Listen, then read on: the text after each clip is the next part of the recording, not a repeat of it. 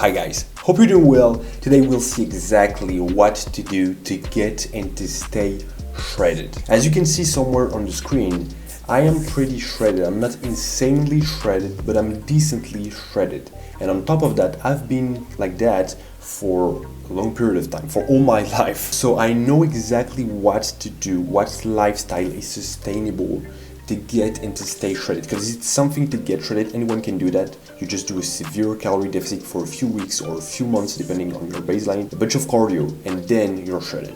But staying shredded year round is a completely different thing. So that's exactly what we're going to talk about in this video. So stay with me till the end and let's get straight to the point. The first hack, the first tip is fasting. What fasting? Yeah, stay with me for a few minutes, you're going to be convinced. I'm not one of those gurus that is going to tell you, fasting is the key to all your problems, it's a superpower, none of that stuff, right? Even though sometimes I do believe it's a superpower because it's so amazing for time management, for mental clarity, and for your overall feeling of well-being. And also, specifically if you're trying to lose weight, if you're dieting it down, it makes it so much easier because, for example, if like me, you eat only twice a day, I only eat for lunch around 1 p.m. and for dinner around 8 p.m. When you eat twice a day, pretty obviously, it's harder to overeat, to exceed your calorie limit, than if you eat 3, 4, or even 5 times a day. And you can eat big meals without feeling restricted, limited, alright? And the second point is that when you're in a fasted state, after several hours of no eating, nothing, you have low insulin, which makes you burn fat. What is insulin? Because some people talk about insulin, they don't even know what it is. Insulin is just a hormone that says there is glucose in our blood, we need to use it as energy, we need to burn it, all right? So insulin is produced after a meal, right? If you eat carbohydrates, carbs are broken down into glucose molecules, and those glucose molecules are then found in your blood. And you don't want to have high blood glucose levels because it can be very detrimental. So insulin just sends a signal to use glucose as fuel, because glucose can be used as energy. When you're using glucose as energy, you're not using fat as energy. You could be using fat instead. And when do you use fats? When you have low insulin levels, when you're not eating, when you're in a fasted state. Now, I want to make it very clear that no matter what, you can be fasting as much as possible. If you're not in a calorie deficit, you're not going to lose weight. I hope you all know that, right?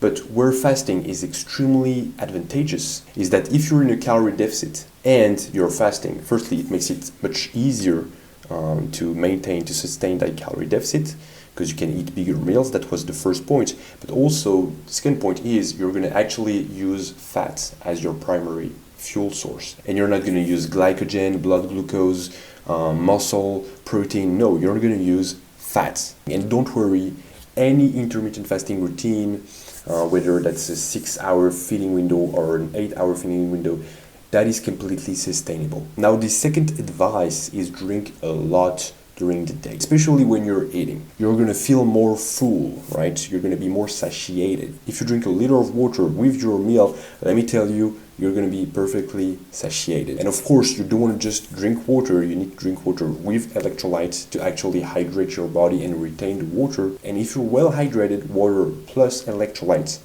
is going to reduce the intensity and the frequency of food cravings. And you also want to drink another special thing that, in my opinion, is kind of a hack. I don't really believe in hacks, in magic pills, in secrets, except coffee.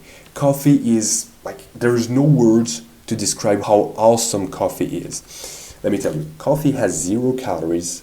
0 calories. You can drink coffee in a fasted state. You're still going to be in a fasted state. It suppresses appetite and it activates your metabolism. It speeds up your metabolism because it increases your heart rate and your body temperature. And this happens whatever you're doing, right? Not only when you're exercising, doing cardio, lifting weights. No, even at rest, if you're seated on your couch like a lazy ass and you're doing nothing, you're watching TV, you're still gonna burn more calories than if you don't have caffeine in your bloodstream. So caffeine is a cheat code.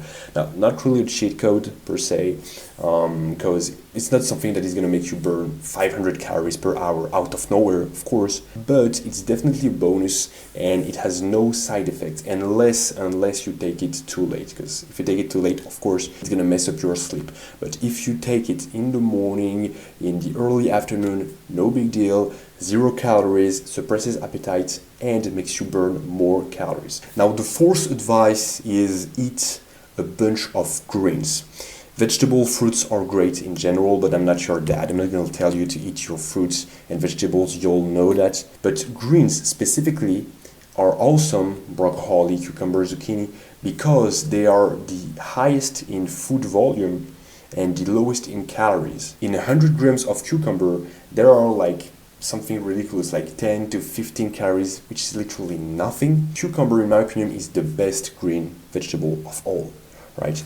I mean, the zucchini, broccoli, those are great, but again, only 10 to 15 calories per 100 grams. So if you take like a medium-sized cucumber, only $1, $2 if you take it organic, it's like 300 calories, only like 30 to 40 kilocalories, very satiating, very good, and very healthy. And guys, there's no BS, that's really what I'm doing. Every single day with every single one of my meals, I'm eating green vegetables. Now, the next advice that's is also a game changer. Every single one of my tips are game changers, but this one, I'm sure you've never heard it before, and it's to find a cardio activity that you love. Not just you like it, but you love it. For example, for me, playing football or playing tennis is awesome. It's one of the best things on earth. When I'm playing football, I can do that for hours non-stop. I forget about the clock, right? I forget it. And I'm doing my cardio, because when you're playing football or even when you're playing tennis or badminton, whatever, you're burning a whole damn lot of calories. And to know what you actually like and what is your favorite, you just have to try, right? So if you never swim,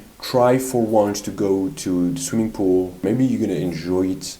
Maybe it's gonna become your favorite activity. Who knows? Because even though you don't have to do tons of cardio to get lean and to stay lean, it's definitely important just to stay healthy, and also because it burns a lot of calories. And the last advice, it's the following rule: never stay seated for 45 minutes straight. Firstly, according to scientific literature, it's pretty bad to stay seated with no movements at all during more than 30 minutes because you accumulate toxins, you don't bring oxygen to your muscles, and just, a sedentary lifestyle in general is extremely bad, extremely detrimental. Even if you're pretty active in your everyday life, you lift weights, you do cardio, you walk 10,000 steps per day, even if you do that, if you stay seated for long periods of time, it's detrimental. So you want to avoid that by moving. When you're working, when you're studying, when you're reading something, when you know that you'll be seated for several hours, just put a timer on your watch, on your phone. Every 30 minutes, the clock goes off and it reminds you to stand up,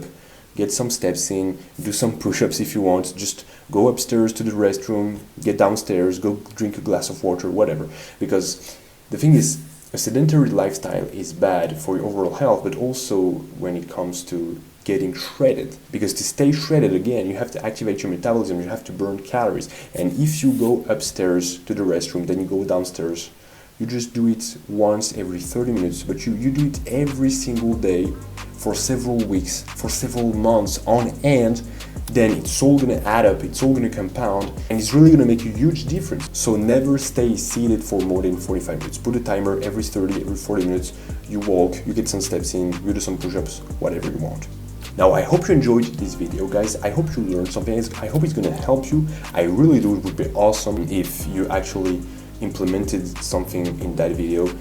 So if you enjoyed it, you can leave a like, subscribe to my channel as well, and click the bell button. It's the best way to support my channel. And I'll see you next time.